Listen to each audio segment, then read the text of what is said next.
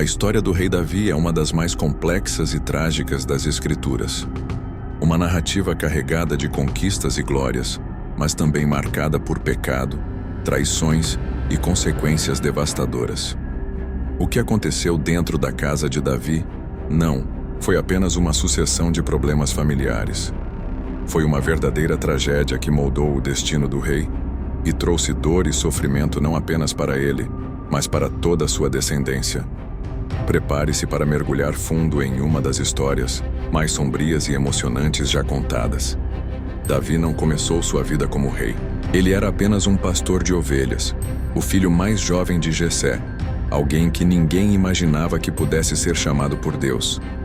No entanto, ele foi escolhido para liderar Israel e se tornou o maior rei que o povo já teve. Davi foi valente, derrotou gigantes como Golias, liderou exércitos e trouxe paz e prosperidade ao reino. Mas, ao alcançar o poder, Davi mostrou um lado sombrio, um lado humano e falho. Esse lado começou a se revelar quando ele viu Batseba tomando banho no terraço e decidiu trazê-la para o palácio.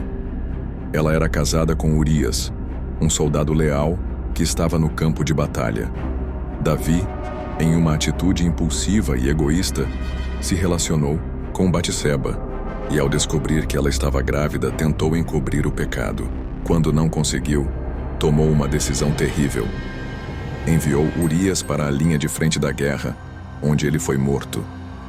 Esse pecado não passou despercebido por Deus. O profeta Natã confrontou Davi e anunciou que, por causa desse ato, uma série de tragédias aconteceria em sua família. E foi exatamente o que aconteceu. A primeira tragédia foi a morte do filho que Batseba estava esperando. Mas isso era apenas o começo. Os problemas na casa de Davi se intensificaram e culminaram em um dos episódios mais terríveis da Bíblia, o abuso de Tamar. Tamar era uma das filhas de Davi, uma jovem bela e inocente. Seu meio-irmão, Amnon, ficou obcecado por ela. Em um ato desprezível, ele fingiu estar doente e pediu que Tamar viesse até ele. Quando ela entrou no quarto, Amnon a violentou, destruindo sua vida e sua dignidade. Após o abuso, ele sentiu repulsa por Tamar e a expulsou de casa, deixando-a desamparada e marcada para sempre. Absalão, irmão de Tamar e um dos filhos mais queridos de Davi, ficou furioso. Ele esperou por 2 anos alimentando o desejo de vingança, até que finalmente teve sua chance. Absalão organizou um banquete e, em meio à festa, ordenou que seus homens matassem Amnon. Foi uma vingança fria, calculada e definitiva. Mas, ao tirar a vida do irmão, Absalão rompeu de vez a unidade da família e iniciou uma rivalidade com o próprio pai. Davi ficou arrasado, mas não conseguiu lidar com Absalão da maneira correta. Ele amava seu filho, mas não tomou medidas firmes para resolver a situação. Absalão fugiu e ficou exilado por anos, até que finalmente voltou a Jerusalém. Porém, o retorno não trouxe paz. Absalão já não era o mesmo. Ele estava ressentido e decidido a tomar o poder. Começou a conquistar a simpatia do povo, mostrando-se carismático e bondoso. Pouco a pouco ele foi ganhando apoio e minando a autoridade de Davi. A rebelião foi inevitável. Absalão declarou guerra ao próprio pai e reuniu um grande exército. Davi, o homem que havia derrotado gigantes e conquistado reinos, agora precisava fugir de Jerusalém para salvar a própria vida. Imagine a dor de Davi naquele momento. Não era apenas uma questão de perder o trono. Ele estava sendo traído pelo próprio filho, alguém que ele amava profundamente. O conflito entre Davi e Absalão culminou em uma batalha decisiva.